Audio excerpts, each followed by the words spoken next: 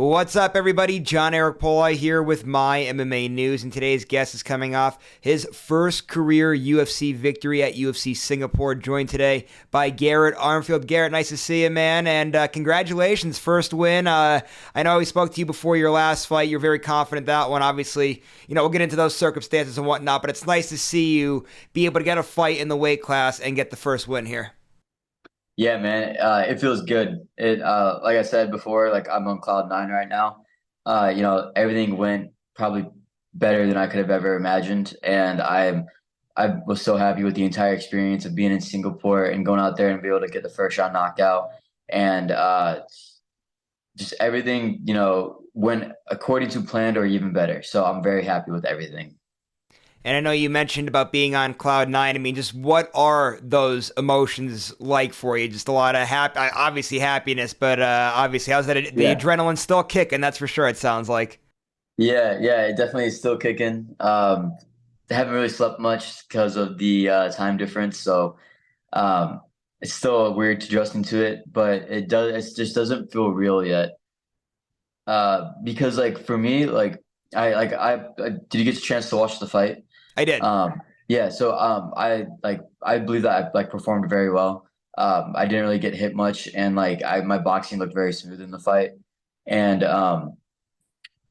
like watching on TV, it doesn't seem like it's like real yet because I see guys fight that like perform very well, and I'm like, oh man, like I really want to have a performance like that one of these days. And I was able to perform up to those standards, and it just doesn't feel real yet. It's just it's still just like wow, it's like I went out and did everything that I was wanting to do for that fight. Yeah, the performance was absolutely flawless, and we're going to get into all of that. But before we do, I just want to stick at something that I brought up briefly in the intro there, and that was we had done an interview before your UFC debut, and you were obviously very confident. You're still confident now. Everybody saw that obviously post fight on the microphone and all that. Obviously, the debut though, short notice. It was in the featherweight division as opposed to your regular bantamweight division. Just how nice was this to be able to essentially really have a true traditional debut? You had a full training camp. You also had the fight in your bantamweight class. So how good was all that, to kind of come fruition for you and to make this moment very special like that? Yeah, it is definitely just different emotions and different feelings attached to it. I mean, for one, for like my debut, I feel like I was just happy to be there, and that should not have been my mindset going into it. I was just like, I'm in the UFC, awesome. I wasn't even like, I was just so happy that I was fighting in the UFC that I wasn't really like, of course, I was wanting to get the win, but I wasn't even like really thinking about the fight that much. And I was just like, I'm just gonna go out there and fight him. Like, you know, I'm just gonna go out there and fight him, see what happens. And so for this one, I was able to game plan more, and now it's like, all right, now I have to win because I want to keep my job, and I don't want to be one of those people that got his 2 minutes of fame of fought in the UFC once, twice in once a year, and never been seen up again. And so I did put a little bit more pressure on myself for this fight, but I thrive in a lot of pressure. I do like pressure, and I like to you know, I like being like the chance to be able to overcome that. So being able to get the full fight camp with in my natural weight class with a game plan ahead of time, not just trying to fight the dude, but really go out there and put on a performance. Uh, if like it was crazy because for one, it was like my first full UFC fight week, so I really got to meet everybody, got to network and kind of make friends with everybody at the UFC, which they're all really cool and really nice and very helpful. Um, yeah, it was such a cool experience, especially with like the live weigh-ins, like the ceremonials and everything, man. Like I felt like I was in like the Creative Fighter video game, like on UFC 5 or UFC 4, whatever one it is. Like kind of getting to do all the things like the photo shoot, the poster signings, have like fans go out in like the hotel lobby and want to take pictures with you and stuff. It was definitely a surreal experience. Definitely sounds like it, and that's kind of the cool thing too. When fighters do come into the UFC, getting to experience all those great fight week things. Another thing, I guess, that you experienced in the lead up to this one, if I'm not mistaken, if I heard this right in the broadcast, you had changed training camps, if I'm not mistaken. So really, your first, training camp with the new team and everything. Just, I guess, explain a little bit about that decision to change camps and everything that went into that, and just how the first training camp with the new team went. Yeah, so I wanted to move out of Florida. Just mostly it was due to the cost of living, and so that was like my main thing was I was like, man, my money's gonna go way further in Missouri, in Kansas City, and then it was in South Florida. And I got to South Florida, or I got to Kansas City, and originally I was kind of wanting to like kind of split up training there and at Killcliff and do my camps in Killcliff. And Trey was like, "Hey man, I want you to like kind of just give us a full-time shot if you want to, if you will. I don't really just do camp fighters because then you don't really get to learn. So I want you to be here like full time and let me know what you think after a couple weeks." And I had learned so much, and I still had like I had some tough training partners, even though if like they don't have big names, like nobody, they're not in the UFC yet or anything, but they're still like crazy tough rounds. And so I was like, man, like I'm gonna be good here. I like training here. This is awesome. Um, it's a little bit more focused and like kind of like the fight camps kind of like help surround it around you, which is like a big difference. Killcliff was an awesome gym and a great place to become a better fighter. Um, I was just kind of looking for something that was just a little bit more local and you know, with they got a lot of fighters there, and there's only so many coaches, and so the coaches do their best to kind of divvy up attention and whatnot. But having like Trey and only a couple of UFC fighters at Marathon MMA, I felt like the entire fight camp was like catered around me, which I'm very thankful for. A lot of people don't get to experience that, and I really showed like in my fight that we were able to drill specific things and they all worked. So first fight camp at Marathon MMA, man, 10 out of 10 experience. I was able to train. I was at the gym more because I wasn't as beat up. It was awesome. I loved it, man. And Trey's got so much knowledge. And it's something how, things, work out for a reason. And I always enjoy talking to fighters too about, the differences, because there are obviously the benefits to being at those big gyms like Kill Cliff. And I speak to a lot of fighters that rave about Kill Cliff. It is a fantastic gym, but Great, yeah. it's obvious. Yeah. But for everybody, it's, like you said, maybe it's sometimes it's better to be at those smaller gyms where you do get that individualized attention. It's funny how things work out for different people and everything, and obviously played out great for you in this performance. Want to get into some of that stuff now, these fight specifics for UFC Singapore. Before we even get into any punches that were thrown that night, let's talk first about the travel. I know you had mentioned feeling jet lagged and everything. Yeah. Just talk about the approach going out with the travel. Obviously, you're cutting weight. Just talk about everything that went into that travel and how you guys were able to execute that. So we went out a couple of days early. Evan Elder and I went out a couple of days early. And the hardest part about the travel was, so I didn't experience any jet lag, luckily, going there. It was coming back where I got my butt kicked. But being there, the hardest thing was kind of like figuring out where to get food from and like picking it from the right places. That was very difficult. And I had to call my manager a couple of times, like, what do I do? Because all these like places that have food, you don't know what's in the ingredients, and like you don't know how much the food weighs because I like to track everything, and everything's heavily salted. And so it was very stressful. Like I was like 156 on Tuesday because of the water loading, not the water loading, the water that you retain from traveling. So I was like a little worried, but I rested and all the water came right off. So then I was back to like my normal range. Um, Being in Singapore was a great experience. The city is super high tech and it's a beautiful city and everybody's super nice. Um, and like it was just awesome to be able to experience like places that aren't the United States. It's beautiful. Like I was like talking to Trey actually about it today, and he was like, "Yeah, man." He's like, I've never been so thankful to like be home and be in my yard because everything in Singapore is like a massive city. And he's like, and like we kind of live out, he lives out, I guess, further out in Kansas City where he's got some land. And he's like, man, I can like, I like woke up, looked at the sun, had my cup of coffee and my dogs and, the land all around me. And I just made it he's like, it made me very thankful for what we have here. Um, you know, it's cool because like especially because we talked to a bunch of locals and a car there in Singapore is like $160,000 for a normal car. And so and plus another weird thing was that they had like cameras at every single corner. So where they track everything you do. Yeah, because you don't see cops anywhere and you see cameras everywhere. So it was a great city, really cool.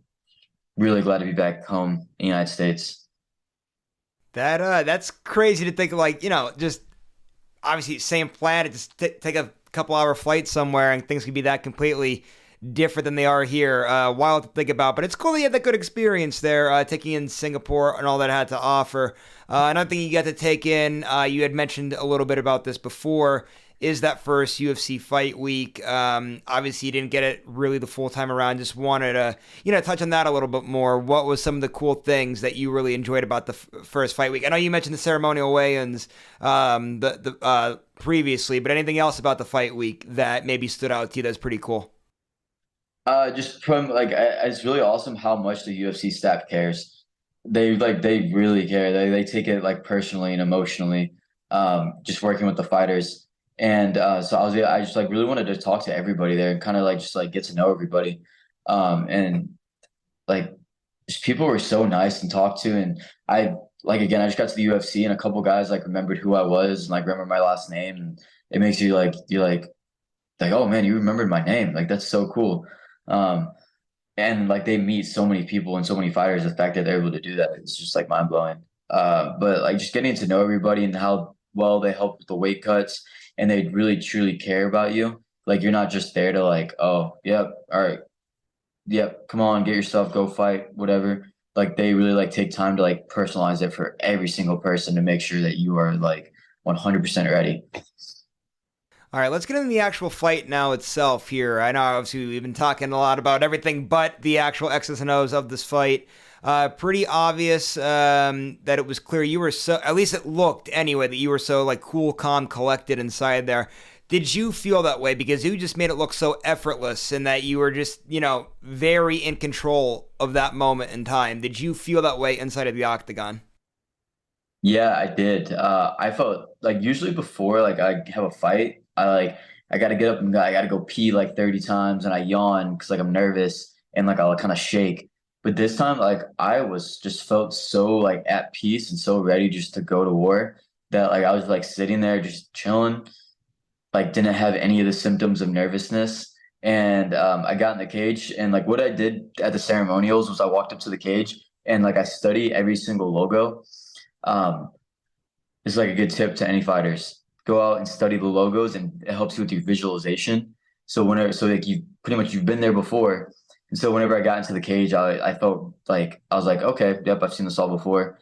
Um, like I remember looking at the blue ESPN like cage corner logo, and I remember like really focusing on that because I was like, that's what the logo I could see the most. Uh, and so I just like was like very like just mindful of the entire moment. And whenever it came, I was just felt so comfortable in there. And as soon as he stepped in the cage, I knew from the get-go that this was going to be my cage. And that's like a new mindset I'm trying to have with every single fight that like, I'm not going to go fight your fight. We're going to fight my fight. And this fight's about me.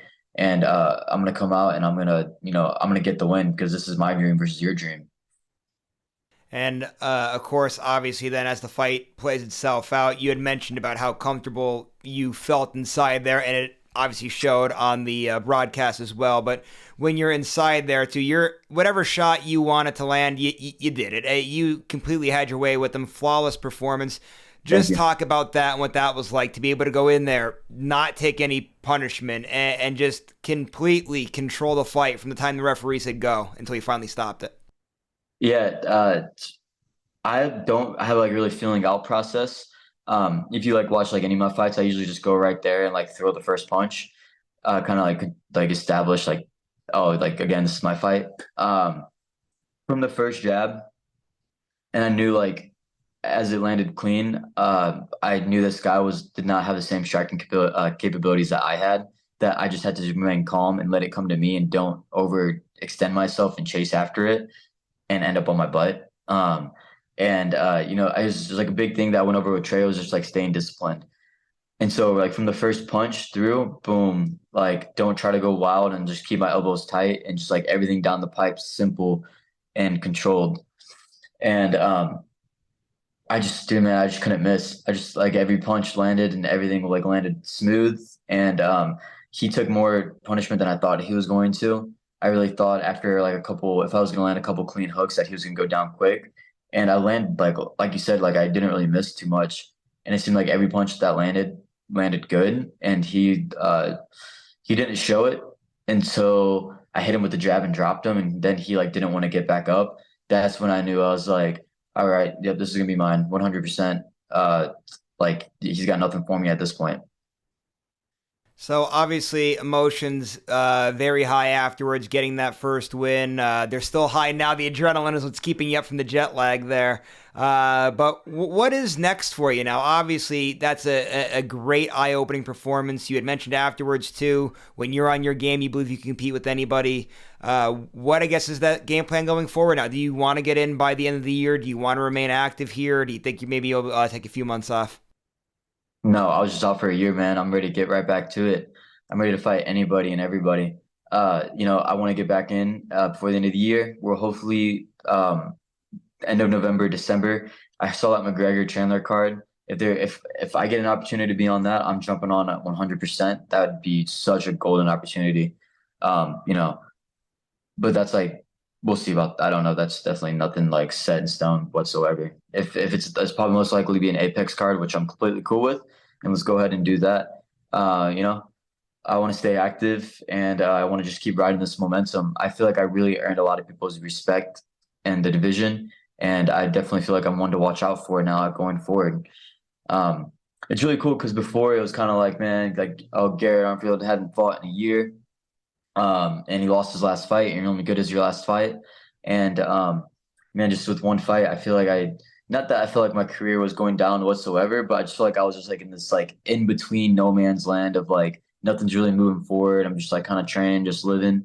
And then now it's like now I can take these bigger steps forward with my career, you know, have more security with it, you know, especially with now I got to win in the UFC. So now it's like, okay, now I get the opportunity to go into my next fight and hopefully get the win and hopefully be able to renegotiate with the new contract. And, you know, things are starting to line up.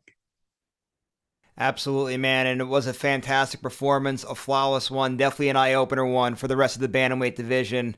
Obviously, you want to stay active, so hopefully we'll see you in there by the end of the year. That'll be awesome. But in the meantime, man, just want to thank you again for all the time. Congrats again on the first win. Just the last thing before you head out for the day, though. Social media, so people know where to follow you at. Management, sponsorships, anybody got to give shout-outs to, all that good stuff. Take it away. Yeah, man. Shout out to you know, everybody that helped me get to this point. You know, most importantly, Springfield Fight Club. They laid the foundation for me to, you know, the hard work ethic foundation. Thank you, Springfield Fight Club. I love you guys. Killcliff FC. I love you guys too. 4 years of my life spent training with some of the best people in the world. You know, I'm forever grateful for them. And now Marathon MMA for, you know, really helping me accomplish this task. You know, if you guys want to follow me, my social media is Garrett Armfield 135 on Instagram, Twitter, X, all that stuff. Shout out to my sponsors, you know, my biggest one being OnlyFans. Make sure to follow on all the behind scenes stuff that I post there. That has to do with fighting. And man, I can't wait to, you know, talk to you next time and get my next fight scheduled out.